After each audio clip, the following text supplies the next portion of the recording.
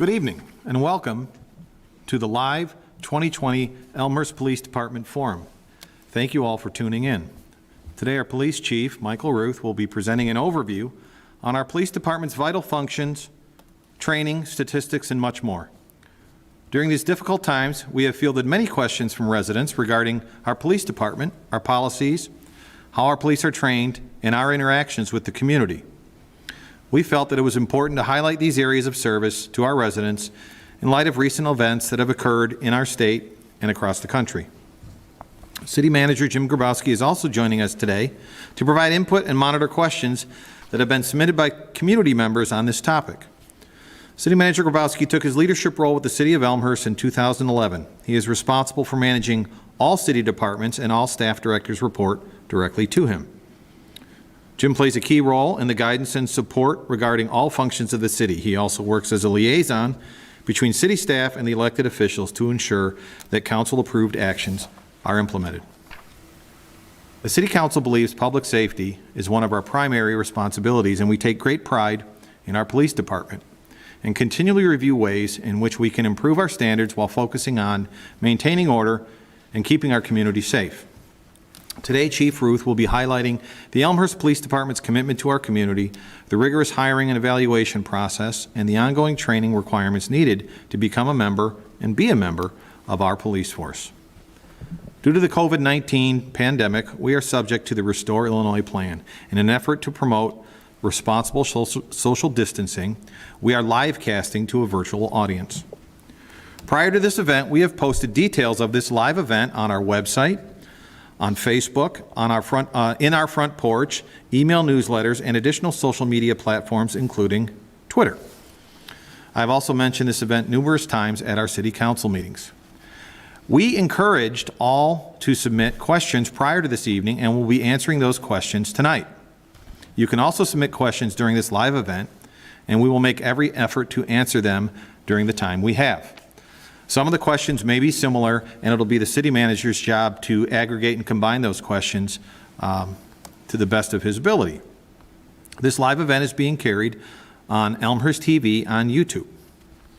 If you would like to submit questions during this live event, send them to this email address, communications@elmhurst.org. That's communications with an S at elmhurst.org.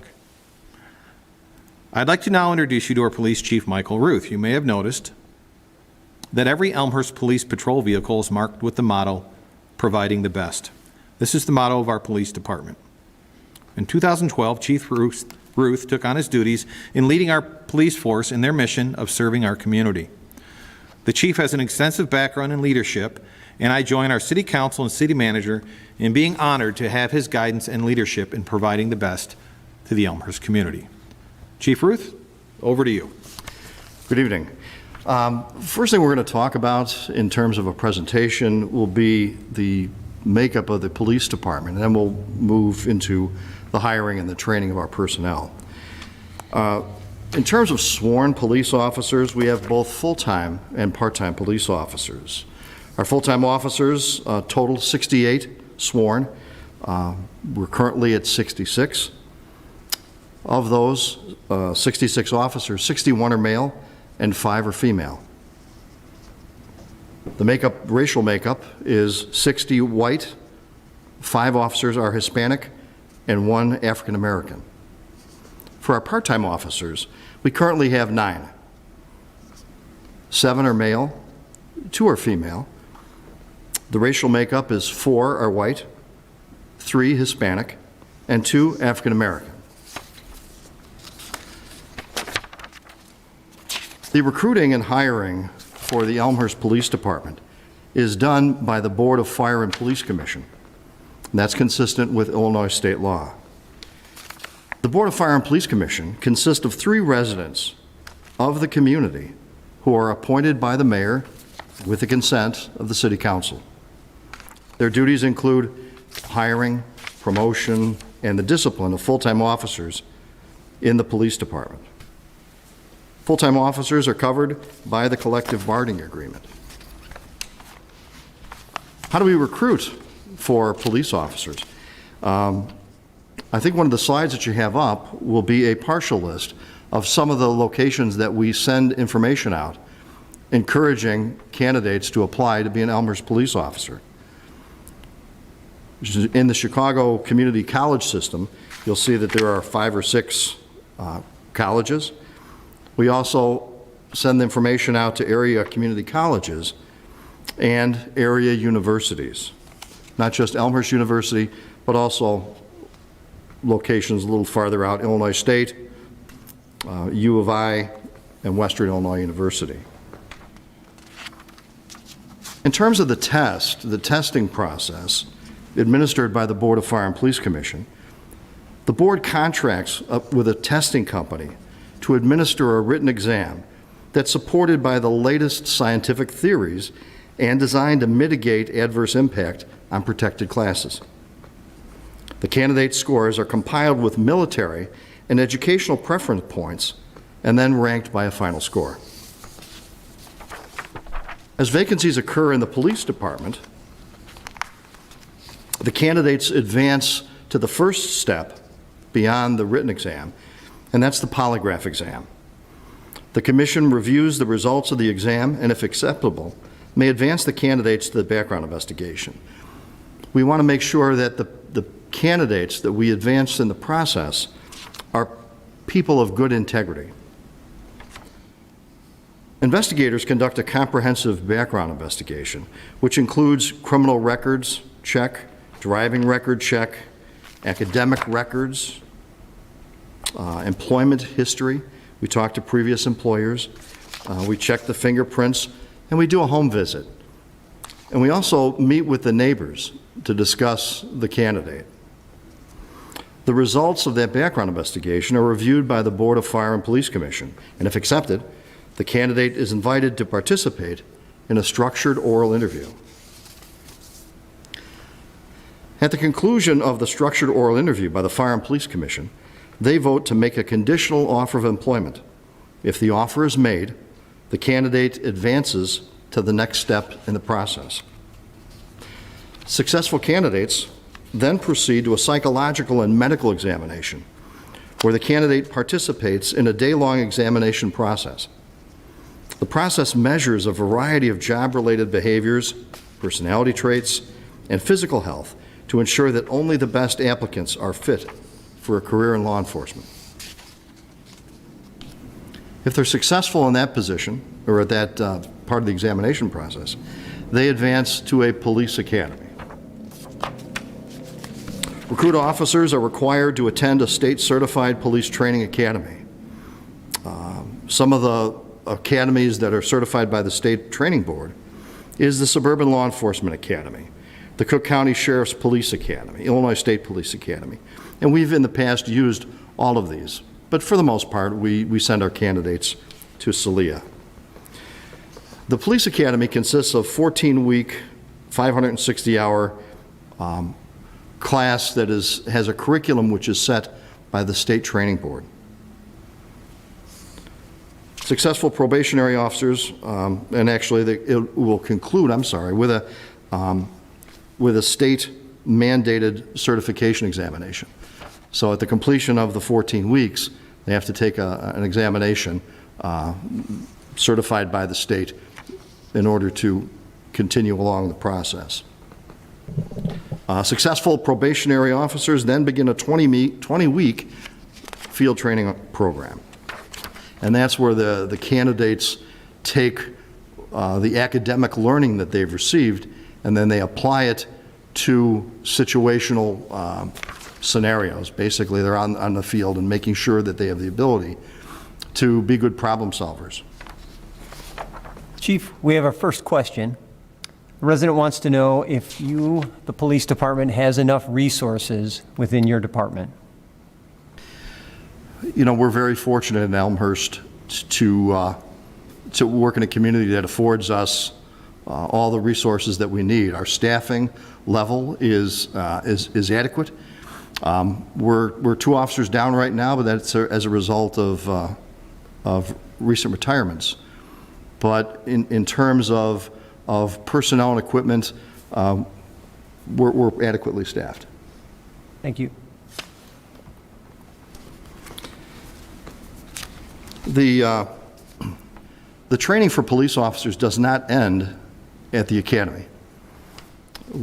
We require our officers to continue their training throughout their career. Our policy requires a minimum of 40 hours of additional training per officer. But again, that's the minimum. The average training per officer in 2019 was 138 hours of training. When we look at other professions, it's kind of good to give balance. I think our officers should always receive continuous and ongoing training. But I was looking at, I did some research, and let's find out what some of the other occupations are doing. A physician in Illinois has to have 150 hours of additional training over 3 years, which would equal 50 hours. A registered nurse, 20 hours every 2 years. An attorney needs 30 hours of CLE training every 2 years. And a paramedic needs 100 hours of training over 4 years, which equals about 25 per year. So our policy at 40 hours, minimum 40 hours of training per officer, I think competes with some of those very, very important professions. Some of the training that our supervisors receive, in addition to the basic training that the state requires, and we'll talk about that in just a moment or so, is our supervisory staff attends the FBI National Academy in Quantico, Virginia. That's a 3-month course by invitation only. Deputy Chief Tannehill, who recently retired, was able to go to that training, and Deputy Chief Mike McLean is scheduled to go in January. So that's a very, very important and prestigious training curriculum that they have. We send our personnel, our supervisors, to Northwestern University School of Staff and Command, and that's a 10-week course for supervision, for leadership. And in addition, after they've completed the 10-week course, we send them to Northwestern University's Executive Management Program to continue that ongoing learning. It's absolutely essential that our supervisors set the tone for the police department. And our supervisors in today's society need to be better trained and better educated than ever before. Some of the additional things that we did in 2019 was a department-wide training on decision-based simulator training. And that's dealing with scenarios and situations rather than on a conventional firing range where it would just be marksmanship and proficiency in firearms. This decision-making simulator presents scenarios where de-escalation techniques play very important roles into the scenarios. So we want to make the training not just book learning, but also relevant and hands-on. We additionally had some departmental-wide training on sexual assaults, domestic violence training, and we're required to have certified juvenile officers to deal with juveniles who are under age 18. You know, the Illinois legislature passed a law that mandates required training for all sworn police officers in the state of Illinois. The Elmhurst Police Department is in full compliance with the required training. Some of the training that has been identified, and this is going to be sworn officers throughout the state, is training in civil rights, the constitutional use of law enforcement authority, cultural competency, human rights, legal updates, procedural justice, the use of force, and sexual assault trauma informed response. And again, although we do have a 40-hour goal, the reality is that our officers exceed that level and that amount of training. Chief, I have another question. Ties into this. Question is, how are you taking steps to train officers in what is a threat and what isn't a threat? that's part of an ongoing bit of training, and most recently we've been sending our officers to crisis intervention training, also known as CIT training. And that's a 40-hour state-certified training program, and it's taught by behavioral health specialists and experienced field officers and representatives from regional service providers. Currently, 26 of our police officers have been CIT trained. Just this January, we partnered with Elmhurst University to host some training and to certify an additional 7 Elmhurst police officers. Some of the areas that CIT addresses is verbal de-escalation tactics, identifying mental illness signs and symptoms, child and adolescent issues, disorders and substance abuse. Some things we're seeing now is returning veterans and PTSD, risk assessment and crisis intervention skills, medical conditions, people that are on psychotropic medications, people with autism and intellectual disabilities.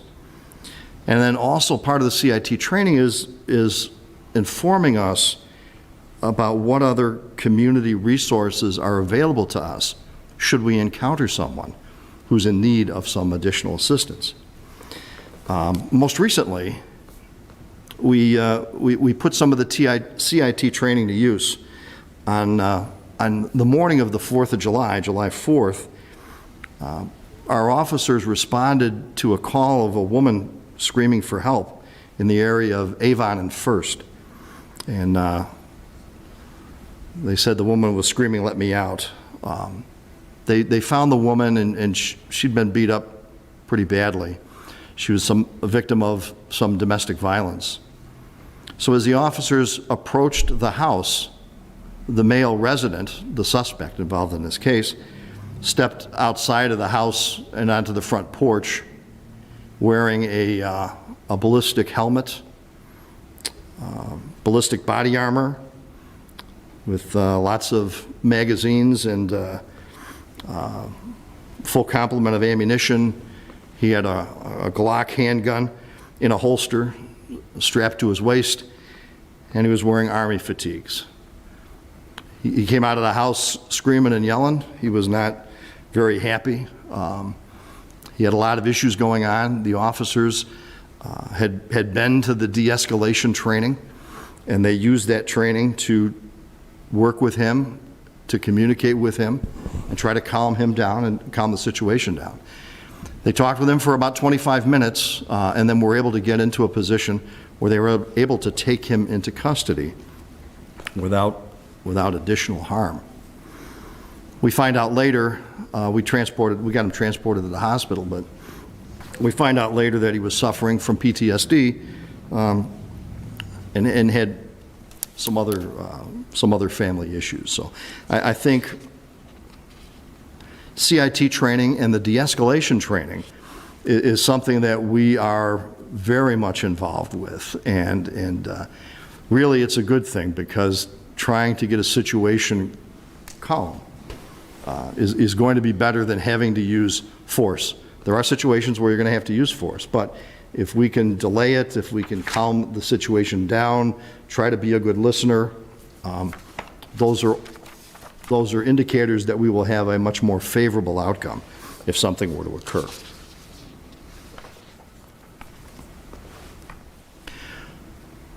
One of the other areas I wanted to talk about was calls for service.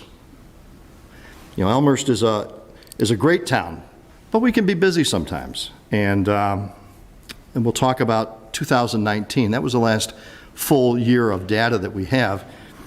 And we're a data-driven agency. We continue to look at numbers and how that affects us.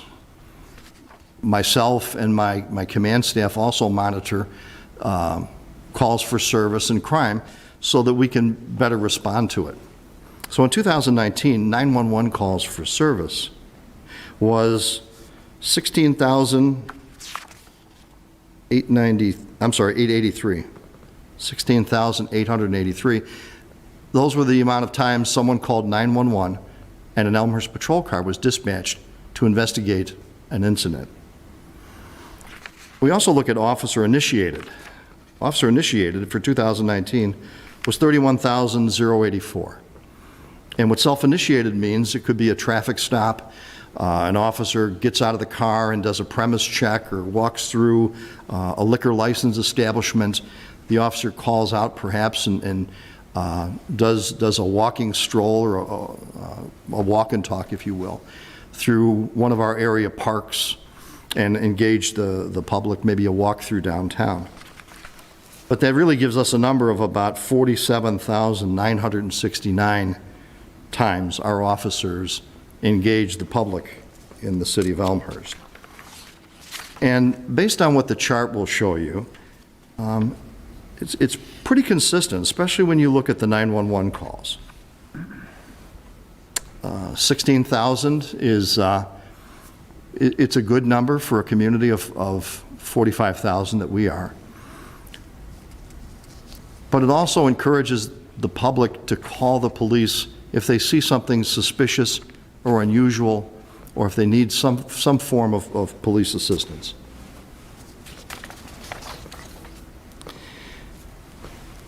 Next, we'll look at the statistical summary. And the numbers that you see before you now. Chief, before we get to that, we did have another question that relates to calls for service. And the question is, are Elmhurst police officers incentivized on specific numbers or quotas of arrests or traffic tickets? No. The short and the long answer is no. As I came on the department in 2012, the department had standards for activity levels. I looked at that, and one of the first things I did was eliminate that. I felt that officers should use their discretion. The enforcement action that they take should be based on the totality of the circumstance and of the violation and the severity of the violation, rather than a quantifiable number. But do the officers receive any additional compensation or recognition for writing a lot of tickets? And the answer is no. Do they receive anything in lieu of arrests? And the answer to that is no. We want our officers to go out and respond to the issues that are in the community. I should say that perhaps the biggest complaint that I receive on a regular basis tends to be speeding cars on residential streets. So we do ask our officers to pay particular attention to those locations as residents call them in, and we ask for some enforcement in that area. But the officers aren't told that they have to write a specific number of tickets. Thank you. I think on your screen now you should be able to see a statistical summary, and that are the categories that the FBI, that we report to the FBI as part of the Uniform Crime Report. And we get into much more detailed breakdown in our annual report, because as much as the information before you is nice to have, it misses a lot of detail. So it just looks at homicide, rapes, robberies, burglaries, thefts, arson, theft of motor vehicle. We dive into much greater detail with that. And one of the things that we produce on an annual basis is the police department's annual report. And at the conclusion, or one of the final slides of tonight's presentation, we're going to share the link that has the police department's annual report in that. So it's going to have much greater detail for crimes, calls for service, and our programs. But if you'll take a look in 2019, we saw an increase in rape, sexual assault. And in part, the reason for that is a change in reporting. so that if someone comes to the Elmhurst Hospital and they've been the victim of a sexual assault, we will begin the initial investigation on that. And if we're able to determine where the offense occurred, it'll be turned over to the other agency. But that's one of the factors that we see a slight increase in that. And the other part is that I think that there's greater ease in reporting sexual assaults today than ever before. Although there's a strong stigma that goes along with that, and many people are reluctant to report. But it's important to report, it's important to identify the offender, and for us to apprehend the offender in as many cases as possible. The other area right below it you'll see is robbery. In 2019, we had 11 robberies. That's pretty consistent. I think if you look back, when I came in 2012, we had 17 robberies. So we've seen a fairly decent reduction over the last couple of years, but we're starting to see an uptick. Burglary is another area. In 2012, we were at 113. In 2019, you can kind of see it slide down.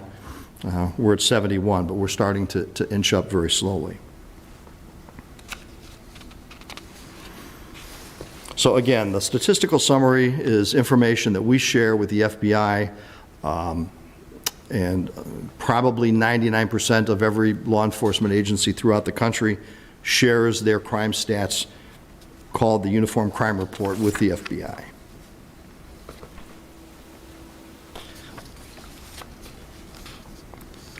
I think if you take a look at the slide on number 13, and that deals with Elmhurst's UCR crime index, and that's all of the crimes that are reported, that we report to the FBI's UCR, and it kind of gives you an overall picture of crime.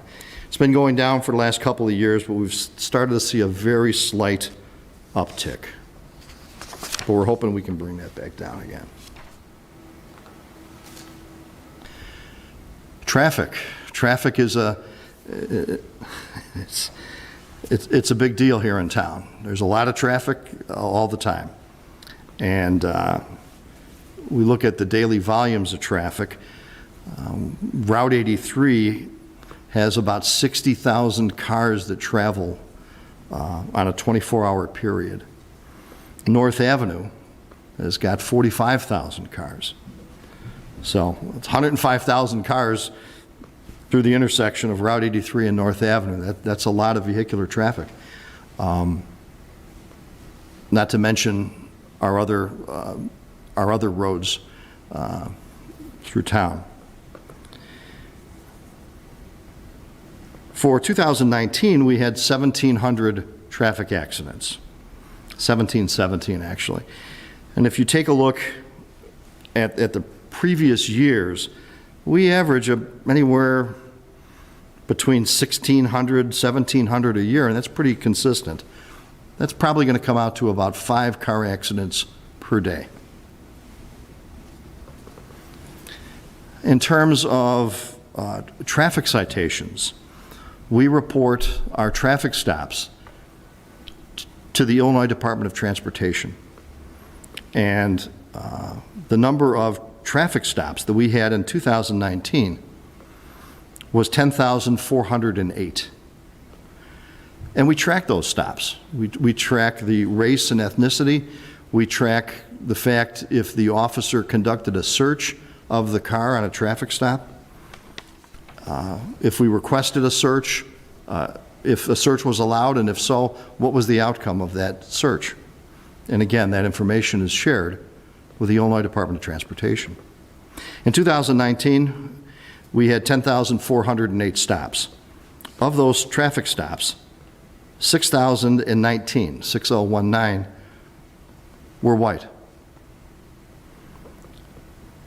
2,370 were Hispanic. 1,718 were African American. 229 of those 10,408 stops were Asian, 229. 47 were American Indian, and 25 were Hawaiian or Pacific Islander. Sometimes people will look at the racial makeup of the traffic stops and want to compare it to something, and you really do a great disservice by trying to match that to the residential population or the residential makeup of that particular community, especially when you look at a town like Elmhurst that's got 105,000 cars traveling through Route 83 and North Avenue at just one intersection. So the numbers can kind of throw you off a little bit. Chief, we had a number of people ask about that in the questions. You mentioned that we report this to the state of Illinois. Is it broken down in the categories that you gave by race to the state of Illinois where people can look that up? Yes, they can. And that's published by the Illinois Department of Transportation. And we will include that link on one of the final slides of the presentation. Thank you.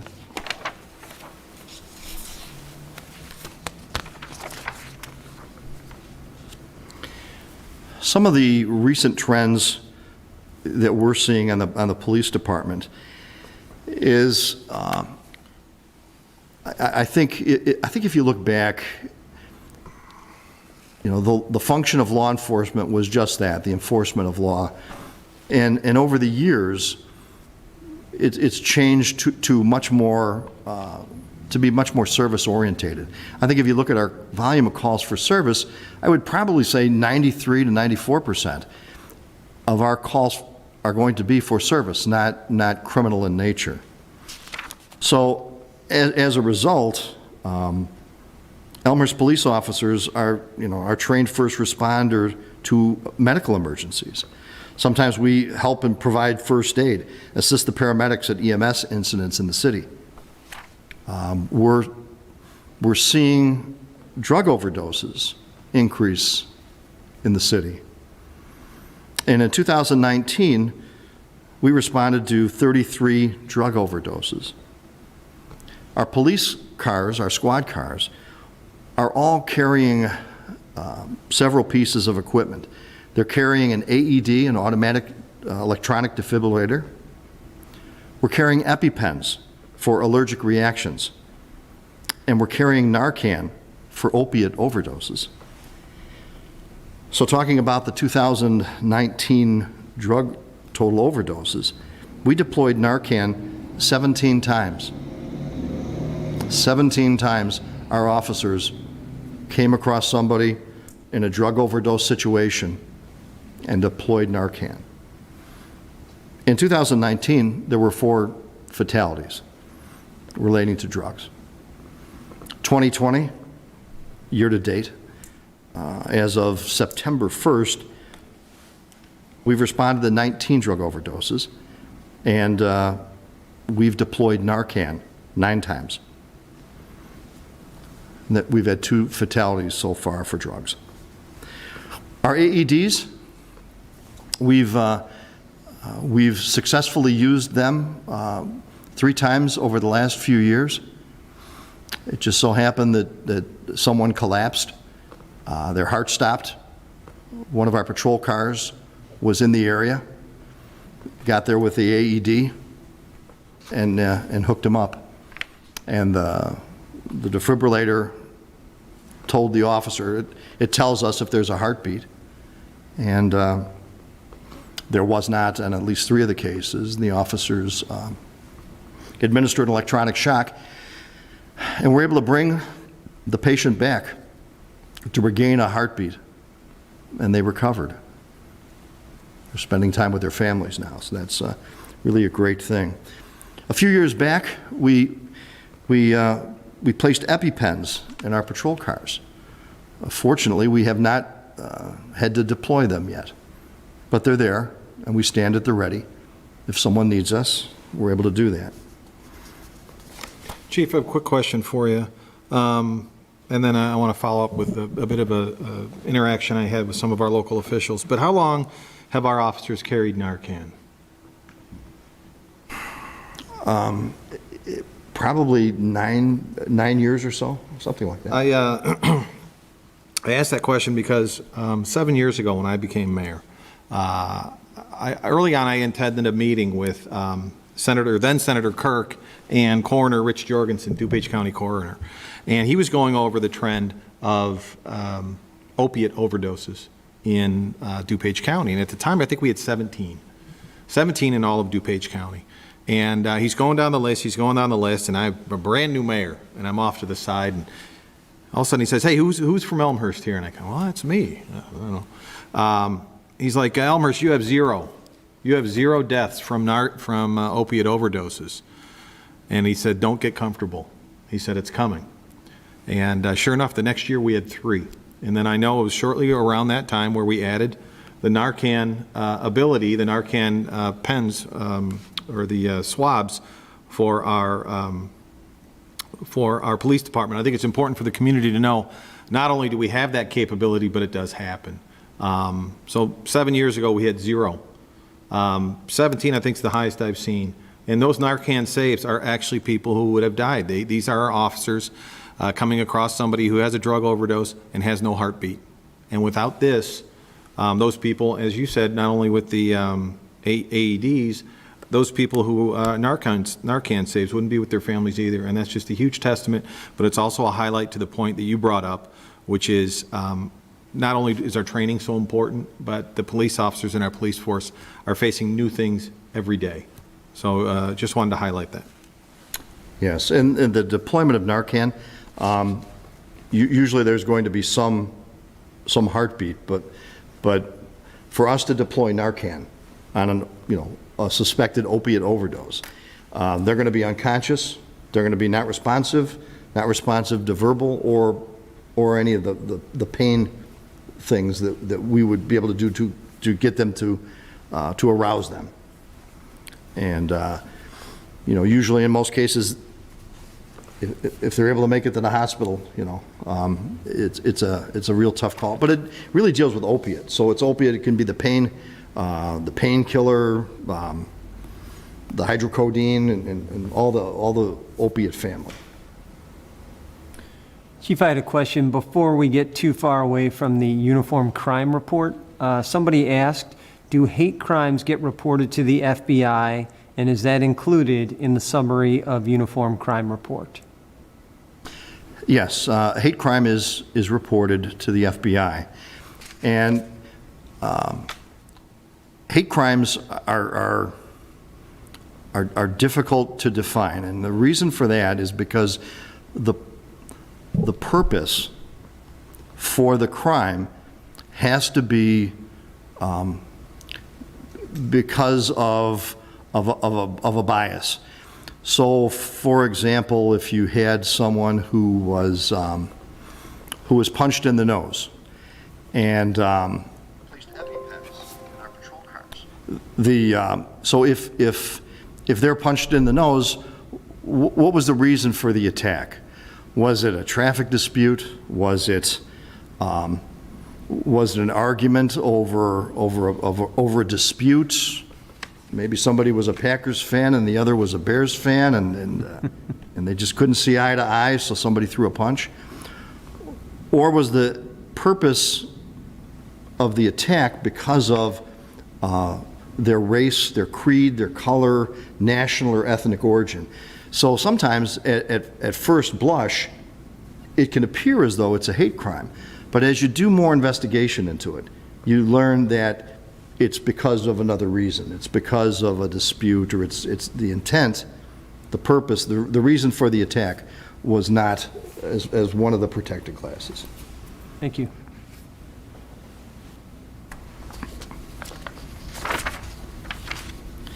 One of the other things I wanted to talk about is ILEAP. The police department, the Elmhurst Police Department, about 2 years ago, became accredited through the Illinois Illinois Law Enforcement Accreditation Program. And what that is accreditation is an ongoing process where agencies evaluate policy against an established criteria and have compliance, which is verified by an independent and authoritative body. The Illinois Law Enforcement Accreditation Council is the independent body who takes a look at that. And really what that comes down to is it's really a best practice. It's going to look at our use of force policy, our pursuit policy, many other high-risk policies, a duty to intercede, and to make sure that, number one, that we've got good policies in place. Number two is that our personnel, our officers, are properly trained so that they know and they understand what our policies are and what the expectations of them are. And the other third part is that we have to demonstrate compliance so that we can show that we don't just have policies in a book sitting on a shelf, is that we follow those policies. And it's very, very critical for that. Elmhurst is one of 37 agencies statewide that are ILEAP accredited. Chief, we had a question related to this. Longer question, so bear with me. How have training, recruitment, and hiring efforts changed or improved in the last year to address any concern the community may have regarding the police and persons of color? That's a good question. The Elmhurst Police Department has signed on to what's called the 10 shared principles. In 2018, the Illinois Chiefs of Police Association and the NAACP arrived at 10 principles following concerns over police practices and relationships with communities of color. Some of these goals include to eliminate racism, to increase diversity within law enforcement, and de-escalation training for all police officers. Elmhurst Police have adopted the shared principles and have joined the ranks of 238 agencies statewide in their commitment to improving police service. Thank you. I want to touch a little bit on some of our policies. ILEAP, our accreditation, covers a lot of policies. We have policy and procedure for almost everything, and there's a reason for that. We want to make sure that we're all on the same page, our personnel are on the same page, and that we're doing what we're supposed to do, that they understand, their officers understand what our purpose is, what we're trying to accomplish, and then how we accomplish that. One of the things that everyone is talking about lately is use of force policy. And our use of force policy goes into great detail, but one of the components of our use of force policy is called a duty to intercede. So if an officer observes another officer using force, which is excessive, it's objectionably, it goes beyond our policy, that they've got a duty to stop that. They've got a duty to stop the officer. They also have an obligation to notify a supervisor as to what has happened and what they've seen. The failure to do so subjects that employee to disciplinary action. So if an officer comes across a situation and he observes, or she observes, another officer acting inappropriately or using excessive force, that officer has a duty to get involved, to stop it, and then to immediately notify a supervisor. One of our other areas in our use of force policy really covers the force, and that it must be reasonable, given the facts and the circumstances perceived by the officer at the time of the event, to accomplish a legitimate law enforcement purpose. It cannot be excessive.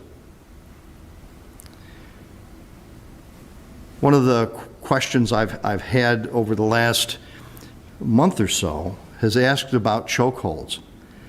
And before any of the incidents occurred up in Minneapolis, the Elmhurst Police Department bans the use of chokeholds or any direct pressure to the throat or to the airway that prevents the intake of air. Our policy is very specific on that, and it strictly prohibits that. Chief, we had a couple questions on use of force. The first one is, what are the department protocols in terms of what constitutes justified use of force? You talked a little bit about the policy. Can you get into a little bit more detail on that? Well, it's the time that we would use force is to effect an arrest in 98, 99% of the cases. If you had someone who didn't want to be handcuffed and they've placed them under arrest, we have to get them handcuffed. So, we have to use minimal force in which to accomplish that task.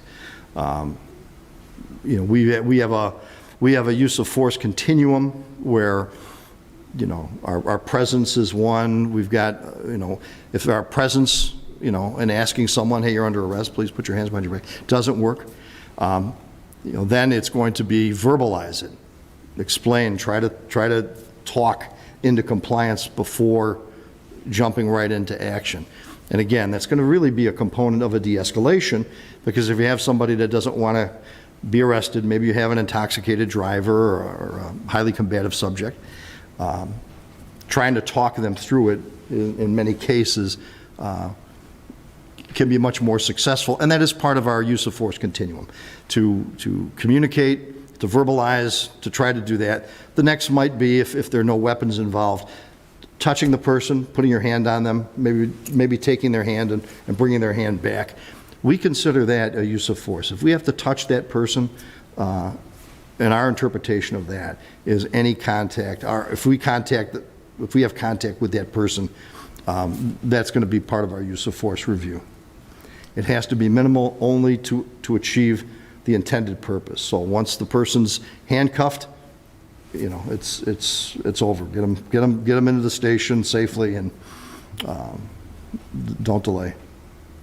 Thank you. The second question relates to that, and it references a number of the high-profile cases that have happened around the country lately, and how, taking into account Elmhurst Police Department's policies, how would those situations have had a different outcome in Elmhurst?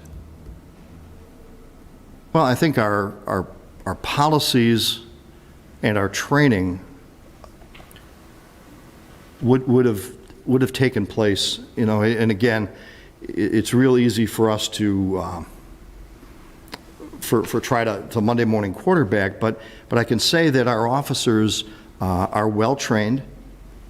We have a policy that prohibits the excessive use of force. We have a policy that prohibits chokeholds.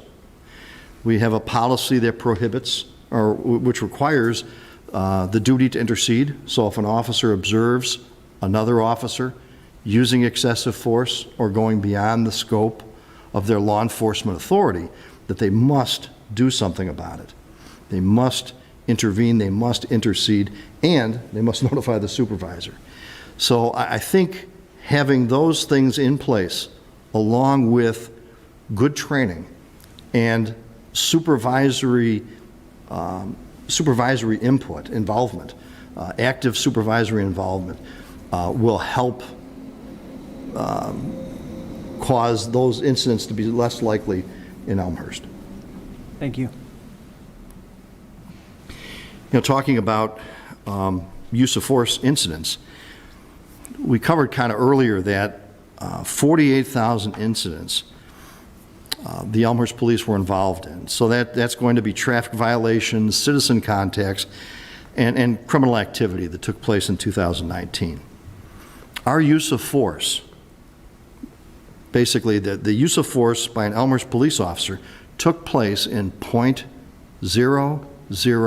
0.003% of those situations. 0.0003% of those situations involved force. In 2019, our total use of force incidences were 14. One time, we deployed a taser. The other 13 were our hands, using a hand technique, and it may have been as simple as taking a person's hand and putting it behind their back to handcuff them because they didn't want to get handcuffed. Maybe wrestling with somebody, but 14 out of 48,000 contacts is a pretty good number. What happens in Elmhurst is if there is a use of force, several things take place. Number one, the supervisor needs to immediately be notified and respond to the scene. The supervisor then finds out briefly what has happened and logs or records the names of the officers who are there at the scene and witness this. The person is in custody, they're brought to the police station. The supervisor then is required to interview the person who the officer used force on or against and get their side of the story to find out what happened. The supervisor then has to interview each officer that was involved and review their in-car camera video for each of the officers, for all of that, and then also we'll take a look and see if there's outside video. Many people have doorbell cameras. Many businesses have cameras on the outside of their establishment. We will search that out and try to gather that and include that in an investigation. The sergeant is usually going to be the first one who's responsible for the investigation. Once the sergeant is done with the investigation, he forwards it to a commander. The commander will review the use of force, review all of the evidence associated with it and the videos, and make a recommendation to the deputy chief. The deputy chief then takes the investigation, reads the statements, looks at all of the evidence, watches all of the video, and then makes a recommendation to the chief of police. Was it consistent with our policy or was it not? Then the chief of police, me, I get the investigation, and I read through everything. I watch all of the videos, and if I have questions, I send it back for clarification. If not, then I make sure that what has occurred is consistent with our policy. But we also look at it to see if there's a way that we can be better. Is there something that was done, maybe on our part, that we could have done a little bit differently, that maybe we won't have to struggle with somebody next time? And so we always want to take a look at these things and try to learn from them. So what this does is it creates a climate of compliance. And the climate of compliance really means that the officer who's going to use force on someone will know that the sergeant's going to investigate it and look at all the video. They're going to interview all the other officers. So the sergeant is going to get it, and the commander's going to get it, the deputy chief's going to get it, and the chief of police are going to get it. So you've got 4 levels of review that's going to occur every time force is used. So it helps, say force, but it creates that climate of compliance for the officer to be absolutely certain that they've done everything they can do to avoid having to use force. And it also gets the supervisors, our field supervisors, involved in the calls. If they hear a call that sounds like it could be problematic, that it may be in the best interest of the supervisor to respond to the scene and to monitor the situation. Our supervisors in Elmhurst are uniformed differently than the patrol officers. They wear white shirts, so they stand out very quickly when they show up at a scene. Our supervisors' cars are all marked, and it says supervisor on the front fender. And the public sees that as well. So it's good because it keeps the supervisors on their toes, it keeps the officers on their toes, and it has a full climate of compliance for all of our personnel. Chief, you mentioned in your comments that we try to pull video from a lot of different sources, and I know that all of our squads are equipped with video cameras, both out the dash and in the back when there's an arrest made. One of the questions we had is, do Elmhurst police officers wear body cameras? And I know I'm going to ask you to expound on this. We do not right now, and I sit on a task force through the DuPage Mayor and Managers Conference that's exploring it. But can you talk a little bit about body cameras and where the department is with that? Yes. First, I want to talk a little bit about our squad car videos. Our policy on that is that if we engage the public in a public way, that cameras and mics are activated. So they're not just activated for traffic stops. Our in-car videos have about a 15-second preempt, which means as soon as we turn it on, it's captured the last 15 seconds. And a majority of the things that we do occurs on the public way. Not 100% everything, but a majority of it. We have full cameras in the police station and in the police station booking area and lockup area.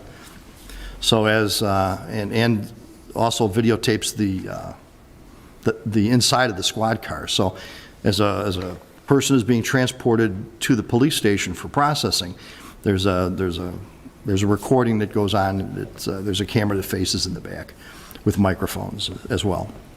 So they're covered pretty much on video from that point all the way coming into the station through the booking process. If they're placed in a jail holding cell, or if they're bonded out, we're able to follow that all on camera, and it's recorded. You know, we currently do not have body cameras. We've been looking at it and looking at some of the technology that's out there and what's the best type to get.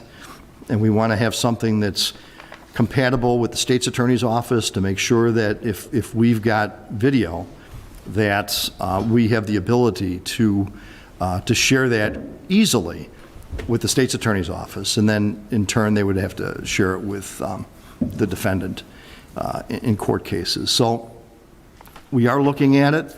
It's something that is on our radar, and we'll have to see where it goes. Thanks, Chief.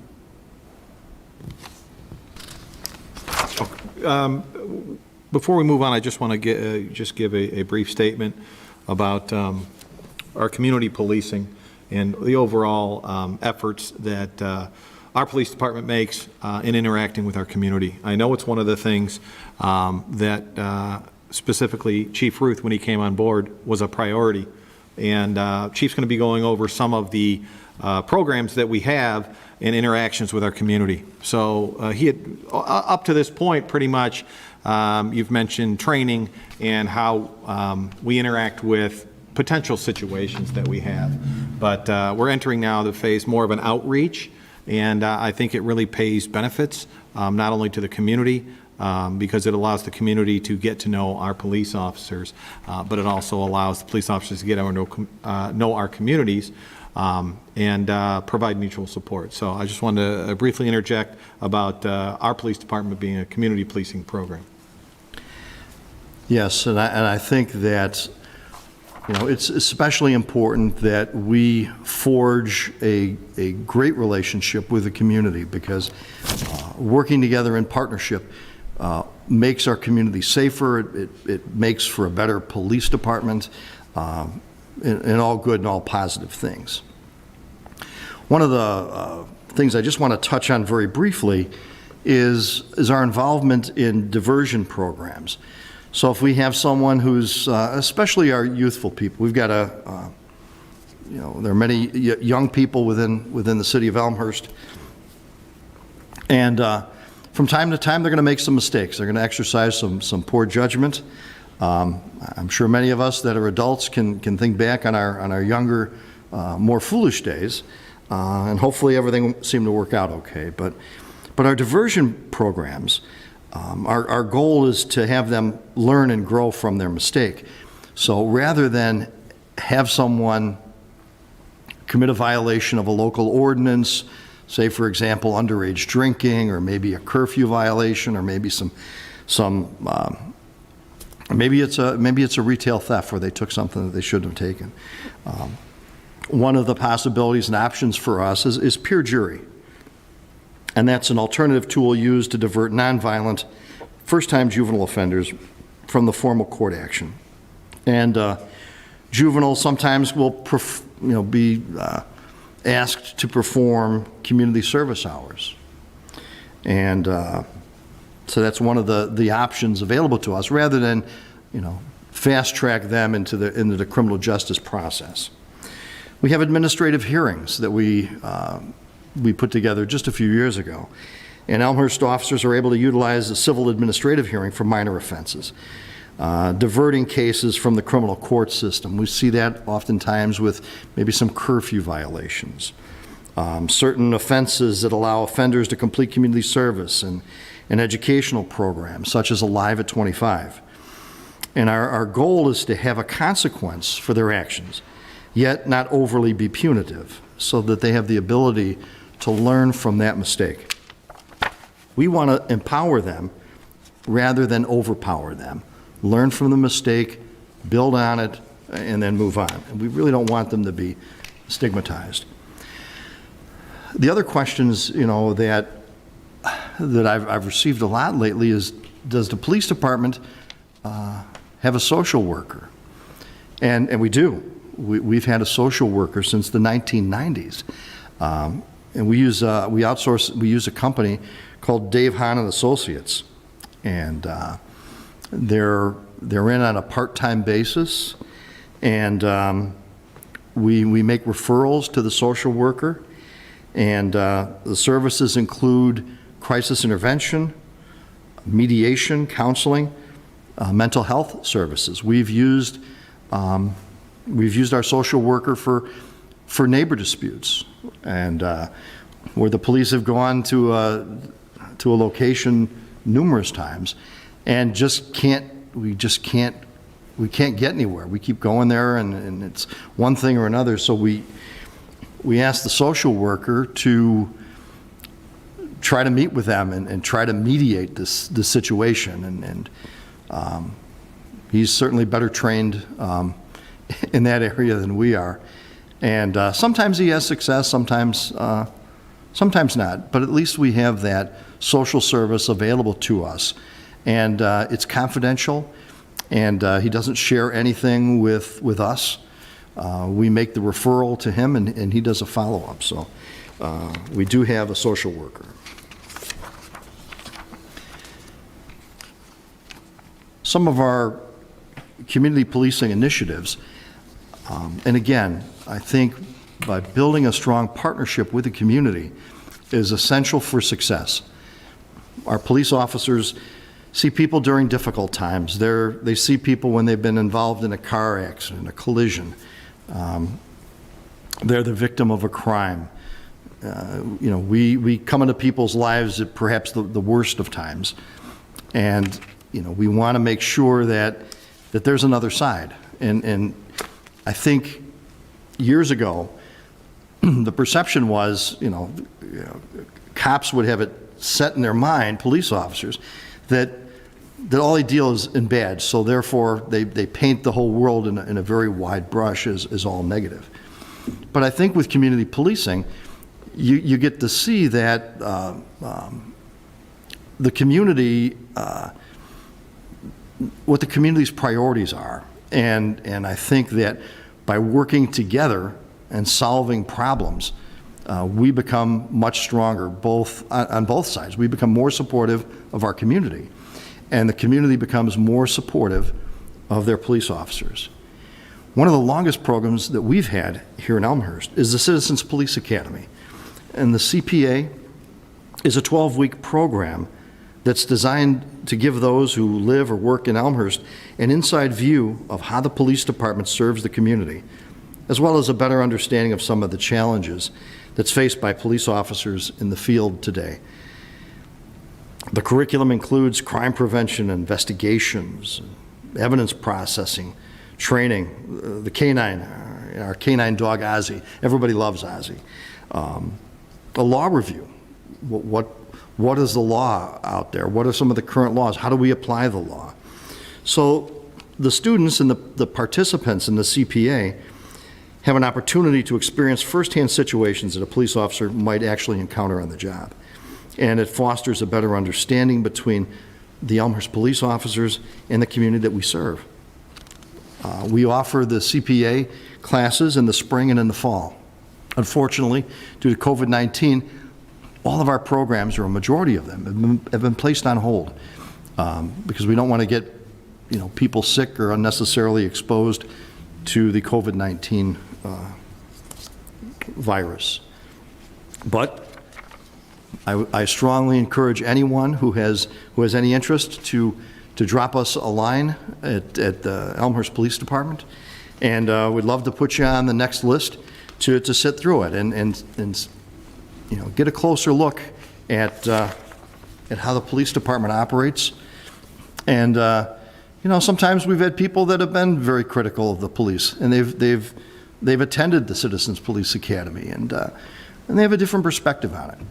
So we have a great deal of respect for that. So it doesn't have to be all positive things, but it also can be differing opinions or just wanting to find out a little bit more or getting involved in their community.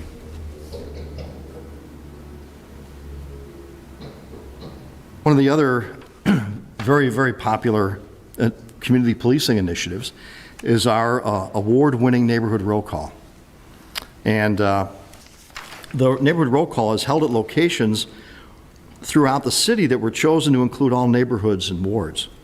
So residents are able to meet the police officers who patrol their neighborhoods, to meet them, to talk about any concerns, and to learn about current crime trends and things that are happening here in Elmhurst. 2019, we had 1,025 attendees at 36 neighborhood roll call locations. There have been a total of 4,988 residents who've attended community neighborhood roll calls since it began in 2014. I'm going to take a clearing of the throat break. There we go. I apologize. That'll give me an opportunity to ask a question that came in. The question has to do with residents' First Amendment rights to protest. And the question was, does the Elmhurst Police Department receive particular training, specific training in regards to allowing residents to protest? I know we covered training a little bit in the beginning, but it has to do with community contact and how we treat those situations. Yes. We don't necessarily receive any specific training on that. However, it's a constitutional right to peacefully assemble and freedom of speech. So protests, as long as they're peaceful, aren't a problem. I think you see protests occur. They've been going on for years, and a lot of times you won't even pay attention to some protests. I think occasionally we'll see the inflatable rat and at locations, and that is a freedom of speech, and that is a peaceful protest. Sometimes you'll have picketers show up and march on a sidewalk or on a public way, and it's perfectly within their right to do so.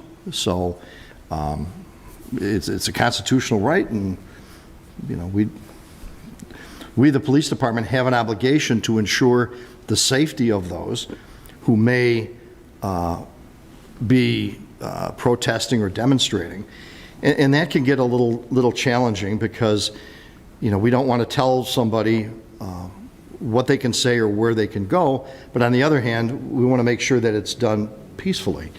So, we may make recommendations, but shutting down a major roadway or a thoroughfare is not safe. It's not safe for anybody. So, we've had protests where they've stayed on the sidewalk. That's not a problem. We've had protests that were in parks or private property, and that's not a problem. But if the crowd gets really, really big, then it can become a challenge for us in terms of the overflow, which would be traffic and parking. Anytime you have a protest, we are always concerned about counter-protesters, counter-demonstrators that may try to stop that particular group's freedom of speech or right to peacefully assemble. Now remember that we can't choose to say, yes, we agree with that, so it's okay, or somebody comes in and has something bad to say, that we're going to stop that. We can't do that. You have to protect everybody's rights. And sometimes you may get one group who wishes to protest something, and you may get some counter-protesters. And as long as each group is separate and peaceful, that's not a problem. It can become a little challenging when groups get too close together, they begin to overlap and that type of stuff. So that's a challenge for us. Thank you.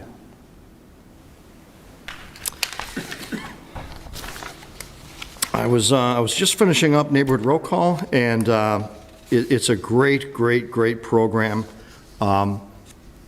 Little side story on it: our officers were reluctant at first when I came up with the idea, and they just didn't think it was going to be good because the officers showed up at something, and number one, the residents wouldn't care, and they don't care about them, and they thought that people would just belittle them and berate them and everything else. But so what we did was we brought the officers on that particular side of town. So if it's on the south side of the tracks, it's the officers working the south side of town.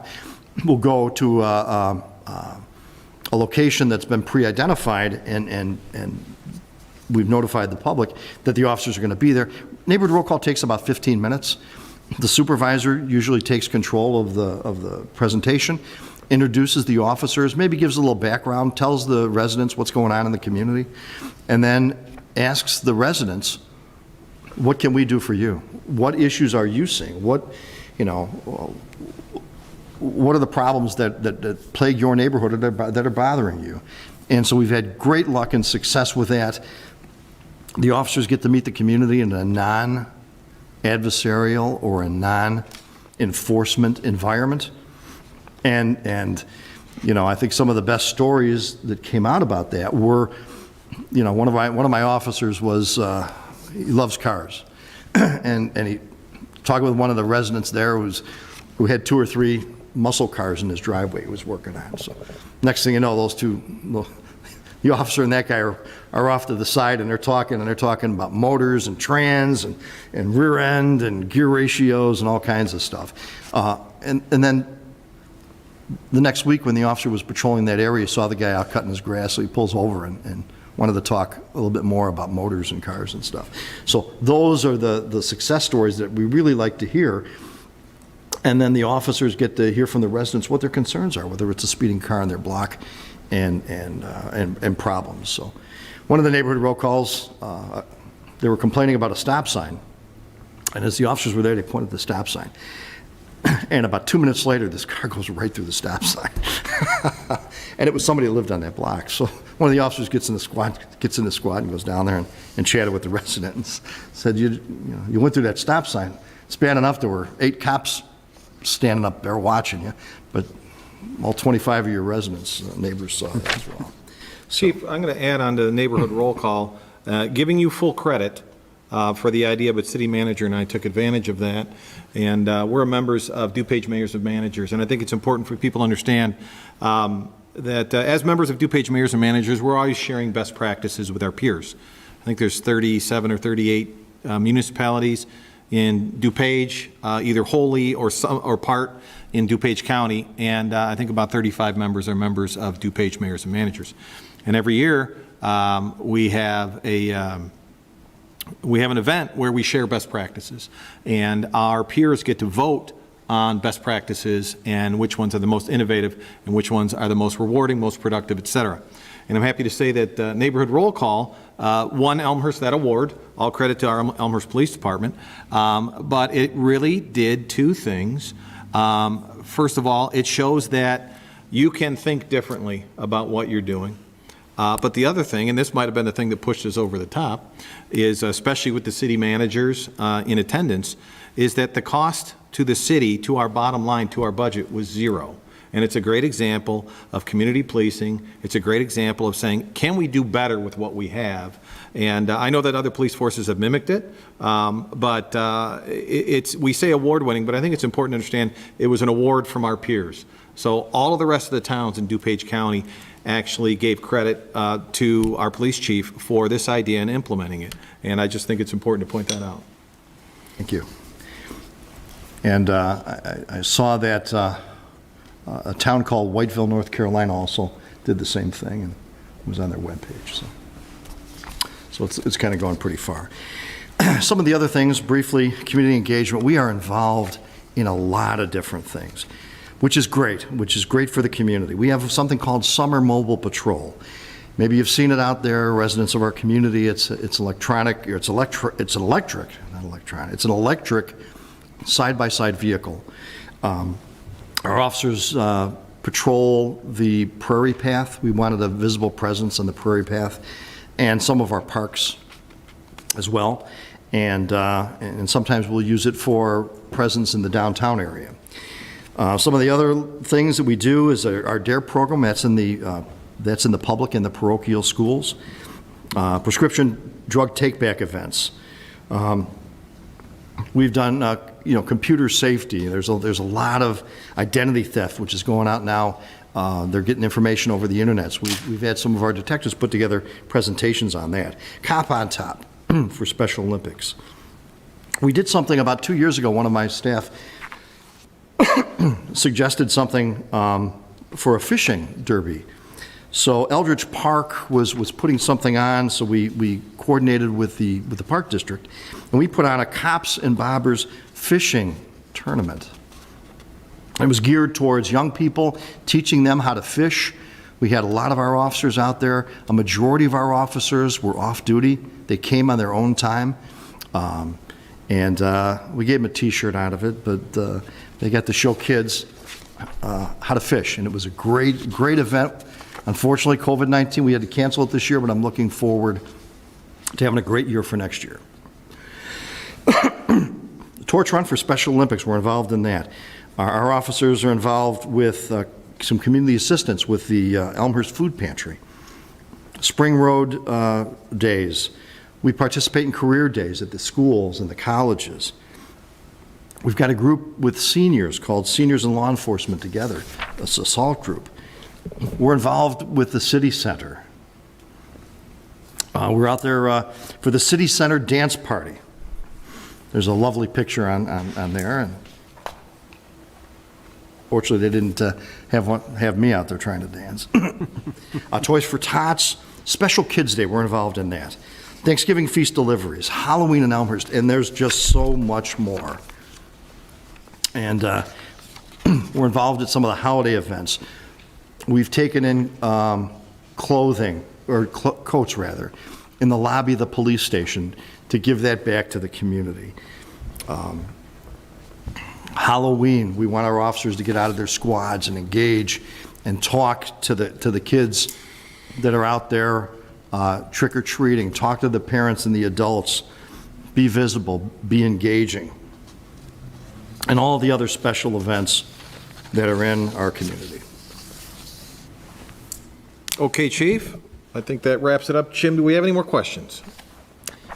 There are no other questions, Mayor. I believe we do have some resources, though, at the end of the slides here that the chief would like to touch on. You want to highlight those on page 31, Chief, or shall I reference them?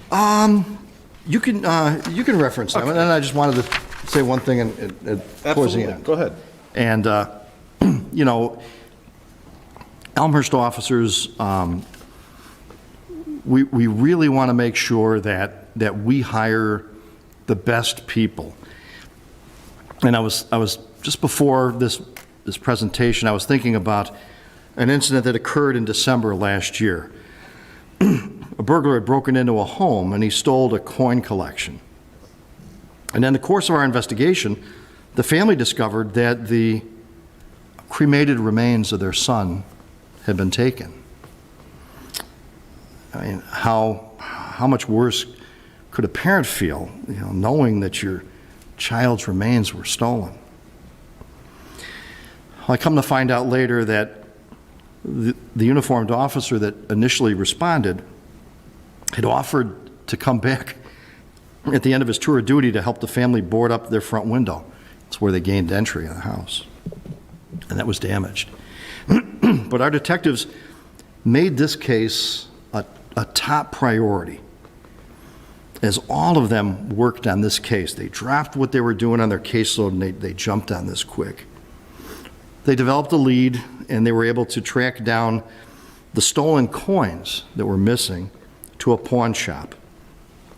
They were able to identify the person that pawned it, and they followed up with a surveillance in one of the far southeast suburbs. And they finally spoke to that subject at their home, and we were able to get the proceeds from that burglary, which included the child's remains. So we were able to recover them.